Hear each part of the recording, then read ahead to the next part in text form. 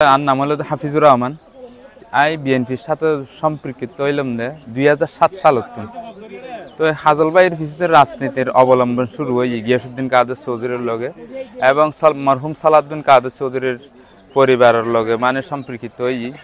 তো আর অল্প বয়সে তো জিয়ান রাজনীতি শুরু হয়ে যা নির্যাতিত হইলাম আর পরিবার সহ মানে আর পরিবার দুয়ার ব্যাকি ভাঙি পেলে এবং আর বড় ভাই হাবিবুর রহমান মাস্টারের মারে মানে সগুর বোর হইতে ব্যাকিম ফেলাই দিয়ে এভাবে মানে নির্যাতন করে আর সম্পূর্ণ পরিবারের কিনলে শুধু একমাত্র বিএনপি গঠনের কারণে একমাত্র চৌধুরী পরিবার সম্পর্কিতার কারণে।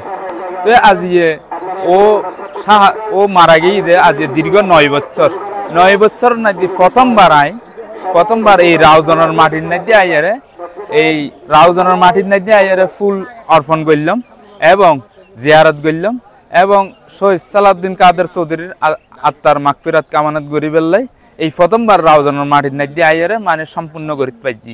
কিন্তু এর আগে যে হনদিন এটা রাউজানের মাটিতে আইয়ারে সম্পূর্ণ হঠাৎ দুর্ঘটনা রাউজানের মাটি তো ফাফালন অনুপস্থিত হয়ে দাঁড়াইছি মানে জানর মামলা জানর হুমকি বিভিন্ন হুমকির পরিবারের প্রতি এই ব্যাকিন মানে কি সম্পূর্ণ আসিল।